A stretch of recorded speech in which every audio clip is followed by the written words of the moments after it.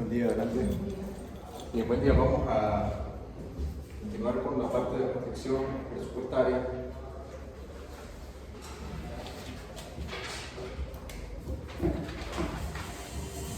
Estudiando lo que tiene que ver con consumo.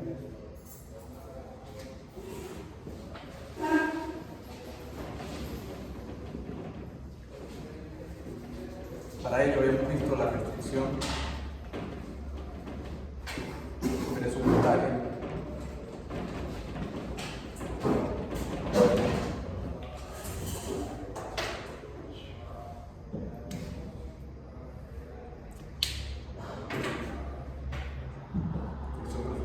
Para un periodo del cual nosotros vamos a definir el ahorro nominal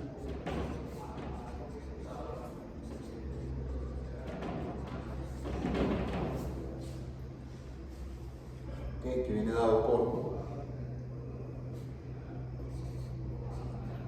los activos financieros que posea más las cantidades de dinero en efectivo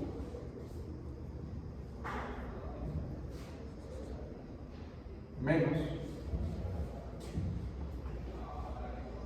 las cantidades que trae del pasado.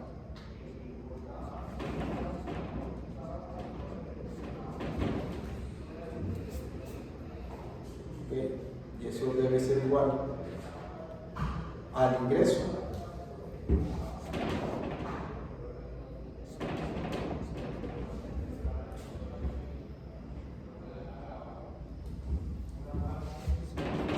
más lo que recibe de intereses por esos activos financieros que posee, menos, evidentemente, lo que consume. ¿Okay? En realidad esto no es más que reordenar los términos de la última ecuación que hemos revisado, que es la restricción presupuestaria. Cuando tú reordenas eso, te queda el ahorro nominal, son los activos más el dinero que guardas en este periodo, menos el que traes. Eso debe ser igual a lo que ingresas, más los intereses derivados por algún activo que ya posea la persona, el individuo, menos, evidentemente, lo que consume. ¿Okay? Naturalmente, si usted está en, digamos, en una economía donde la persona, ese grupo o sociedad no posee activos, naturalmente esto es cero, ¿ok? Y bueno, básicamente la diferencia entre el ingreso y lo que gasta, si se guarda en términos monetarios, directamente todo iría hasta esta variable, ¿ok? Todo iría para esta variable. Si compra algún activo, entonces pasaría a esta variable de acá. ¿Okay? Que ahí era donde hablábamos en la última clase de que esto no es tan trivial si nosotros lo analizamos desde el punto de vista de la ecuación, la vemos en bolívares, la vemos en dólares. ¿Okay? Porque hasta hace un tiempo todos los dólares entraban aquí. Hasta hace un tiempo. Pero ya hoy en día los dineros, los dólares no son un activo de la economía, sino son dinero propiamente dicho de la economía. ¿Cuál es la diferencia entre activo y dinero? Siendo que el dinero es un activo. La diferencia es la liquidez. ¿Ok? Esa es la diferencia. La diferencia entre dinero y activo es que con los activos no puedes comprar cosas. Tienes que venderlos antes para poder después comprar cosas. En cambio, el dinero directamente te sirve como medio de intercambio. Esa es la diferencia, la liquidez. En el caso del dólar, y ahí es donde nosotros hablamos de la endogeneidad del dinero. En el caso del dólar, el dólar se hizo una moneda endógena de la economía. Antes era exógeno. ¿Y por qué era exógeno? Bueno, porque no se permitía o no estaba admitido en el día a día comprar, vender bienes, servicios por dólar. Pero hoy en día sí. Por lo tanto, entonces, ya forma parte de lo que es el dinero de la economía, en el caso de Venezuela, por supuesto. Pero bueno, esto aplica para diferentes casos, según. Por ejemplo, si yo llevo esta misma ecuación a otra economía, por ejemplo, hablo de Colombia, que es un país que nos queda cerca, entonces todo vendría denominado en términos monetarios en pesos, evidentemente. Allá sí el dólar entra aquí. Tú necesitas ir a una casa de cambio y el que viaja a Colombia o ha ido a Colombia lo sabe. Tú puedes llegar con dólares, pero no te van a vender pan por dólares. Tienes que ir a una casa de cambio y luego empiezas a jugar con los precios. A ver cuál casa de cambio te da el mejor precio. No, allá te dan 4,000 pesos por dólar. No, allá te dan 4,100. No, por allá te dan 3,900. Bueno, esos diferenciales entran dentro de lo que vienen siendo los rendimientos de poseer ese activo. ¿Okay? Que en el caso de la moneda es el tipo de cambio. Juega como tipo de interés. ¿Okay? En la medida que la moneda se deprecia, en este caso el peso se deprecia, entonces habrá una ganancia en dólares, o sea, en tener dólares. En la medida que la moneda se reprecia o se revalúa, entonces pues te darán menos dólares, te darán menos pesos por los dólares que posees. Por lo tanto, es como que si esta tasa de interés jugara a la baja. ¿Entiendes? Entonces, partiendo de esta cuestión, esto de acá es muy importante desde el punto de vista del consumo, porque cuando se habla de consumo, indirectamente se habla del ahorro. Y fíjense que cuando nosotros decimos el consumo, en este caso, en esta ecuación estamos haciendo referencia de forma implícita también a dos periodos. Estamos hablando de un periodo T y de un periodo T menos 1. ¿Qué quiere decir eso? Eso lo que quiere decir es de que tú tienes que evidentemente vas a consumir, por ejemplo, un día como hoy. Pero obviamente la otra semana, si sigues vivo, también tienes que consumir. Y dentro de 10 años, si continúas vivo, también tienes que consumir. Y aunque no continúes vivo, si tienes familia, esa familia tiene que seguir consumiendo. Es decir, en estos términos es que se piensa el problema. ¿Ok? Es en términos macroeconómicos y en términos generacionales que se piensa el problema. Naturalmente, todos acá somos hijos de una familia. Y esa familia en el pasado consumía. Y los consumos de hoy son el resultado no solo de los ingresos corrientes, sino también de los ingresos pasados. Y eso constituye y da lugar a lo que generacionalmente se llama riqueza. Una familia pobre, entendemos nosotros, es aquella que no posee activos. Y como no posee activos del pasado, entonces sus rentas disponibles caen. ¿Ok?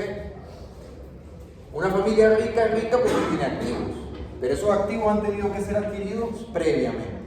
Y ese ahorro previo viene definido por el consumo del periodo. Entonces, imagínense ustedes, no sé, en alguna familia de alguno de ustedes, de algún conocido. No, mi abuelo fue muy rico, pero hubo unos tíos que se lo gastaron todo. Entonces dejaron la familia pobre. Ahora, esto puede pasarle a una familia, pero también puede pasarle a un país. No, en los 50 vivíamos muy bien. Hay videos ahí que demuestran cómo era Venezuela en los 50. Hay videos que demuestran cómo era Venezuela en los 70 y cuánto ganaban nuestros padres. Es muy chistoso porque pasa en Venezuela con mucha, vamos a decirlo así, con demasiada importancia para nosotros, pero también es muy fácil de verlo. Pero en la economía global también está ocurriendo algo parecido, no tan grave y tan drástico, pero sí está pasando. Por ahí yo he visto cosas que dicen: mi abuelo no sabía leer y escribir y tenía una casa. Logró comprar 2 casas o hacerse 2 casas. Mi papá sabía ya leer y escribir y bueno, logró hacerse un apartamento. Yo, el nieto, que tengo maestría y doctorado, vivo arrendado o sigo viviendo en la casa de mis padres. Estos son, digamos, memes no hechos solo en Venezuela, estos son hechos en España, hechos en otros países de América Latina, etc. ¿Qué es lo que te quiere decir esto? Bueno, de que la economía está tendiendo peligrosamente a un empobrecimiento general. ¿Ok? Estos son temas de reflexión. El análisis, partimos de una célula muy minúscula, como puede ser una persona, y luego lo vamos escalando a la economía en su forma macro. ¿Ok? Entonces, muy importante de este punto que estamos viendo acá es que el consumo te va determinando las cantidades de ahorro en un periodo, pero esas cantidades de ahorro en ese periodo te define o te modifica el consumo en el siguiente periodo. ¿ok? De lo cual hay una dinámica. Y esa dinámica viene dada porque evidentemente el ingreso corriente, esto de aquí nosotros lo llamamos ingreso corriente,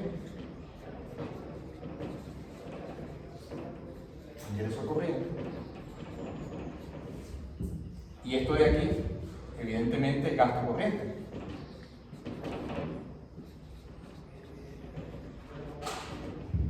¿Ok? Esto de aquí es compra o gasto en activos financieros. Activos financieros. O de capital. ¿Okay? Esto de aquí es, sin más, saldo monetario.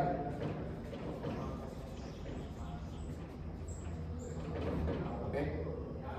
Y, por supuesto, esto de acá, que es la variable que va a casar todo esto, es la tasa de interés. ¿Okay? Fíjense ustedes lo siguiente. ¿De qué va a depender? Y aquí es donde entramos en el quiz de la clase, en el quiz de la cuestión. ¿De qué va a depender en que la economía consuma más hoy o consuma menos hoy? ¿De qué va a depender? La tasa de interés. Exacto, por una parte. Luego veremos la siguiente, pero por ahora la tasa de interés. ¿Y por qué? ¿Por qué la tasa de interés? Cuando hemos dicho aquí desde el principio, la primera vez que tuvimos la clase de presentación de este curso, dijimos que el precio que define el mercado de bienes es la tasa de interés. Porque la tasa de interés es el valor de los bienes, tanto de consumo como de inversión en el tiempo. Entonces, ¿qué quiere decir esto? Que es la variable que te une la economía entre periodos. Al unirla entre periodos, lo que te quiere decir es que te está abaratando o encareciendo el presente o el futuro. El pasado evidentemente no, porque el pasado ya pasó. Pero el futuro te lo puede abaratar o te lo puede encarecer. ¿Ok? Dicho de otra manera, piénsenlo de la siguiente forma. Cuando ustedes, por lo que sea, vamos a suponer que yo le doy un peso muy pequeñito a esta R. Si yo le doy un peso muy pequeñito a esta R, ¿valdrá más la pena o menos la pena comprar estos activos? Si el valor es menor. Vamos a imaginarnos que yo tengo y le doy un valor a esta R muy pequeño. Vamos a suponer que sea 0 en el límite. Yo le doy el valor de R un 0. Si le doy un 0, ¿qué implica para esta ecuación? ¿Valdrá la pena gastar dinero en esto aquí? Sí. Porque está diciendo que en el futuro no van a ser más caros. No. ¿Por qué? Ya va. Piensen bien el problema. Ustedes tienen aquí la tasa de interés que rinde este activo. Yo en este momento no estoy entrando en considerar qué tipo de activo es, sino estoy hablando de forma general, genérica. Los activos de la economía, que pueden ser bonos de la deuda, pueden ser acciones de compañías y empresas, pueden ser instrumentos, pagarés, o simple y tan llano y simple como comprar una máquina y alquilarla, por ejemplo, o ponerla a producir, a trabajar. Entonces, vamos a suponer en esta primera parte aquí que esta R tiene un valor muy pequeñito. ¿Cuáles son los incentivos para acumular activos, capital? ¿Cuáles serían los incentivos? Ninguno, porque la tasa de interés va a ser baja. Ninguno, exacto, o muy pequeño, muy bajo. Entonces, dicho de otra manera, lo que tú estás haciendo cuando tienes una tasa de interés baja es encarecer el futuro. Y por lógica, si se encarece el futuro, ¿qué es lo que se hace barato? El presente. Entonces, si lo que se hace barato es el presente, ¿cuál es la lógica en este caso? Que aumente ¿qué? El interés, el gasto El corriente. consumo presente, el gasto corriente. Porque fíjate, tú tienes un ingreso y ese ingreso lo puedes destinar, bueno, eso lo veíamos en la anterior ecuación, si lo reordenamos. Ese ingreso tú lo puedes destinar a gasto corriente, gasto de capital o guardar el dinero. ¿Estamos de acuerdo? Entonces fíjense lo siguiente. Yo les estoy diciendo a ustedes que la variable que va a casar esta cuestión es la tasa de interés. Porque el valor de los bienes en el tiempo. ¿Qué implica que la tasa de interés sea baja? Lo que te está diciendo es que el rendimiento de guardar ese dinero en algún activo es bajo. Entonces, si eso es constantemente bajo, lo que implica es que la economía se derive o se decante por gasto corriente. Y en la medida que aumenta el gasto corriente, esta cantidad de activos va disminuyendo, con lo cual va disminuyendo el capital. Pero obviamente la historia no puede terminar ahí, porque si esto de aquí se hace muy pequeñito, entonces esta tasa de interés no se va a quedar baja toda la vida. Esta tasa de interés Sube. va a subir en el futuro, pero es otro periodo. Es lo que yo quiero en este momento que se entienda, que la economía es dinámica. O sea, el hecho de que en un momento dado esté pasando algo no quiere decir de que siempre va a ser así. Lo que les quiero explicar es, yo agarro este periodo, hago un corte aquí y digo, la tasa de interés baja. Si baja en ese periodo, vale más la pena consumir. ¿Por qué? Porque esto es más barato. ¿Estamos de acuerdo? Entonces, ¿eso que implica? Que para el siguiente periodo, esto de aquí va a ser más bajo. Y así sucesivamente. Hasta que esto sea tan bajo. ¿Estamos de acuerdo? En el que evidentemente ese futuro encarecido llegará. ¿Estamos de acuerdo? O sea, está abaratando el presente y encareciendo el futuro. Pero claro, llega un punto en el que ese futuro caro llega. Y cuando llegas a ese futuro caro, esta tasa de interés sube, va a subir. ¿Por qué? Porque los bienes de capital se hicieron escasos. Profe, entonces eso significaría que, por ejemplo, la tasa de interés nominal es el concepto que tienen los keynesianos de que es el precio del dinero. Sin embargo, la tasa de interés real es la de los precios en la intertemporalidad. Claro. Fíjate algo. La tasa de interés real de la cual estamos hablando aquí, gracias por la acotación, la tasa de interés real es el precio y el valor de la intertemporalidad del consumo. Ahora, la tasa de interés vista como precio del dinero es cuando el dinero rinde algún tipo de beneficio en el mercado de crédito o del mercado financiero. Pero siempre que el dinero no tenga esa posibilidad de tener rendimiento en el mercado financiero, la tasa de interés no es el precio del dinero. Lo que va a ser el precio del dinero es la otra variable de aquí.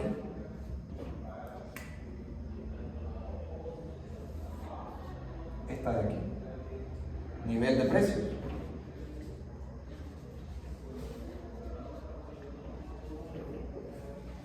Es el nivel de precios.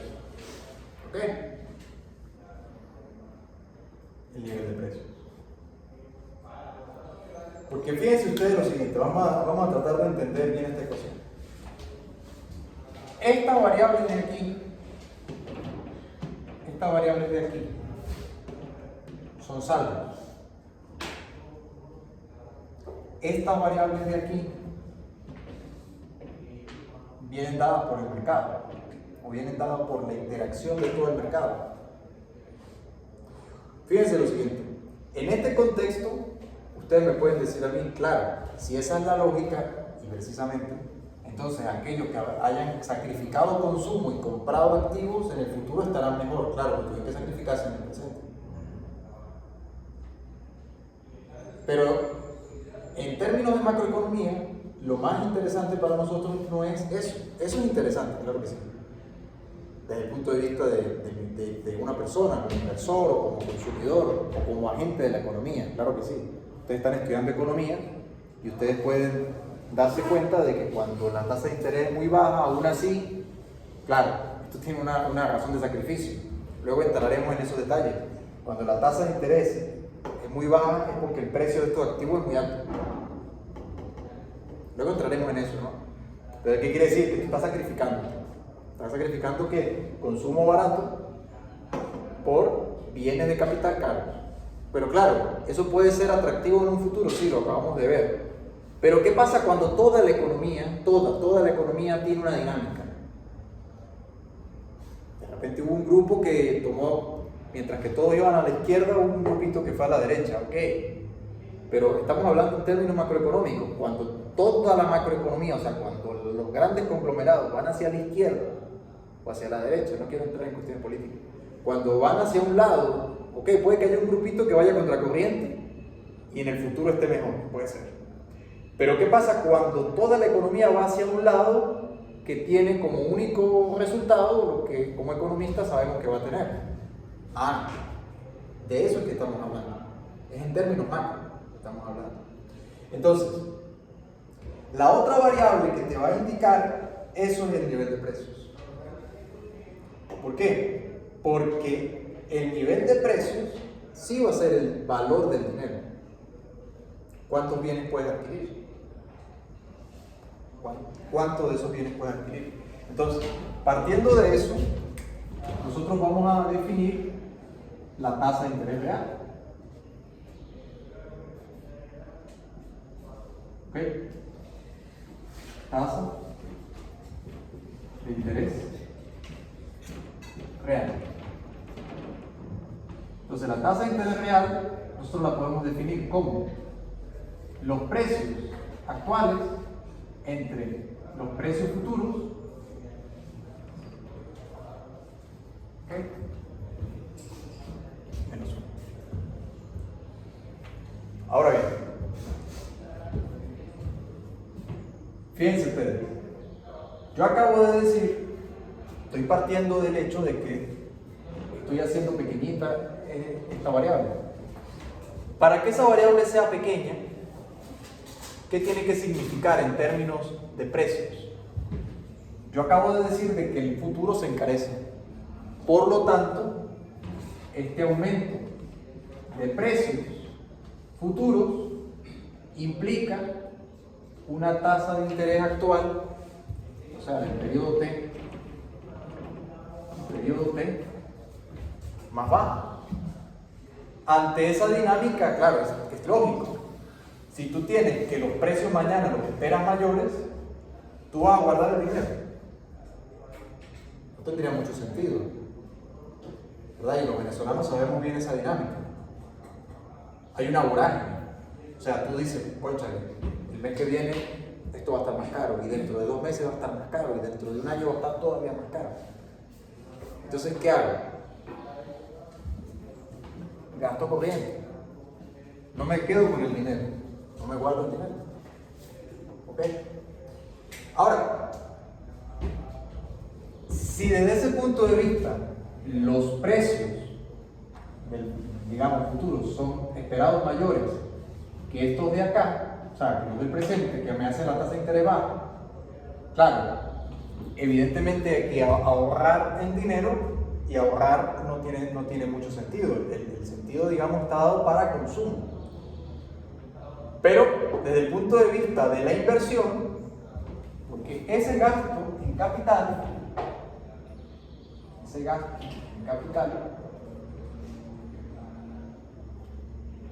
nosotros lo podemos ver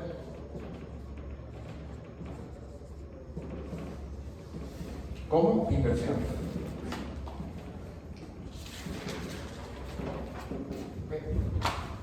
Entonces, de esta interacción entre inversión y ahorro, de eso surge una relación que da lugar a lo que es el mercado de bienes, macroeconómicamente hablando.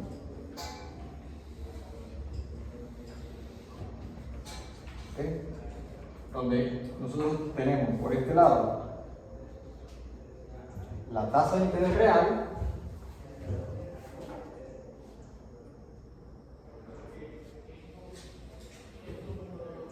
este lado la inversión y por este lado el ahorro de la economía.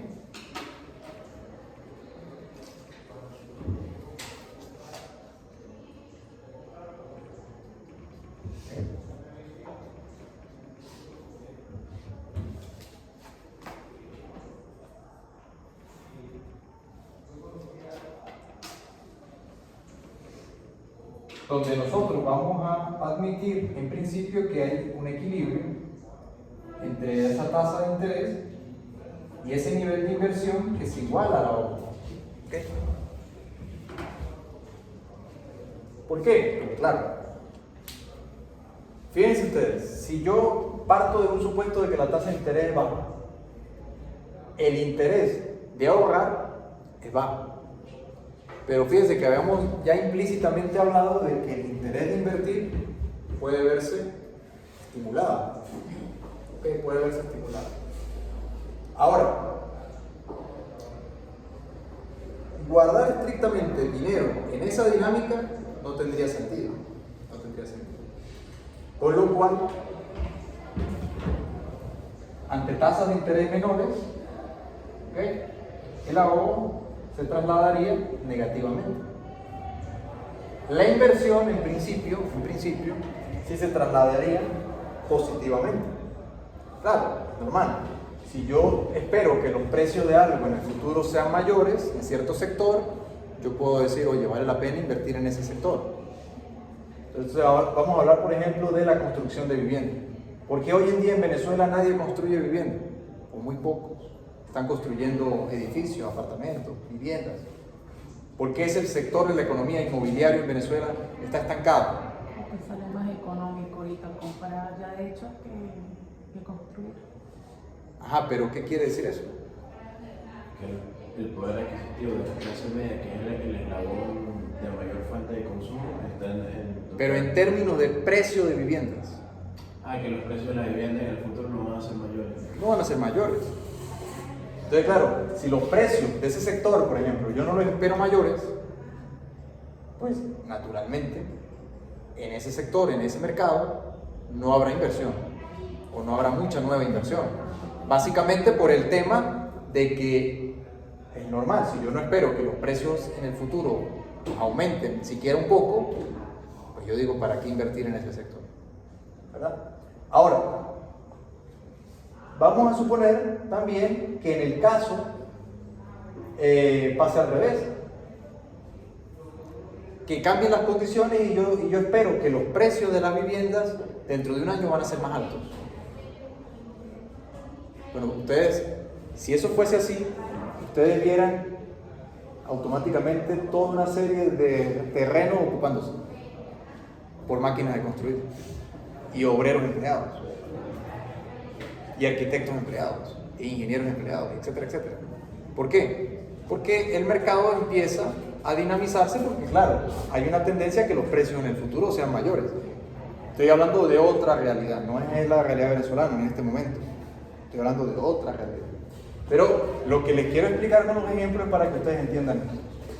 Ahora, fíjense ustedes. En el caso de la tasa de interés del mercado inmobiliario, por ejemplo, se puede ver desde dos puntos de vista. Se puede ver desde el punto de vista de la tasa de alquiler de viviendas o de la tasa de hipoteca sobre una vivienda.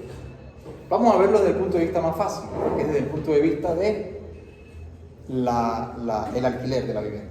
Desde el punto de vista del alquiler de la vivienda, ¿qué ocurre cuando, por ejemplo, como es mi caso en Venezuela, yo espero que los precios en el futuro de la vivienda no crezcan, sino que cada vez sean incluso hasta más bajos? ¿Qué pasa con los alquileres? ¿Suben o bajan? No, ya. Si los alquileres, si el precio de los alquileres, perdón, Vuelvo desde el principio. Ajá. Presten atención porque se pierde. A ver, estudiar economía es una cuestión de análisis y de prever qué va a pasar o de qué está pasando. Es leer entre líneas. Fíjense ustedes, la tasa de interés En el caso del mercado cambiario, dijimos que se comporta como la tasa de interés del tipo de cambio. Ahora me voy a otro mercado. Me estoy trasladando del mercado cambiario, ahora voy al mercado inmobiliario. En el inmobiliario, ¿verdad? El precio de la vivienda no es lo que, la cantidad de bolívares que tienes que dar por $1, ¿no? ¿Verdad? ¿Cuál es el precio de la vivienda? La cantidad de dinero, sea bolívares, sea dólares, que tienes que dar por un inmueble. Ese es el precio. Ahora, ese precio, evidentemente, cada unidad inmobiliaria no está sola en el espacio ni en el tiempo. Está rodeada de otra serie de inmuebles que constituyen lo que es el mercado, el sector. Ahora, los precios no están fijos. Los precios pueden que en el futuro aumenten, puede que en el futuro bajen, de acuerdo a la disponibilidad de oferta y demanda en cada periodo. Ahora bien, si yo en el futuro espero que los precios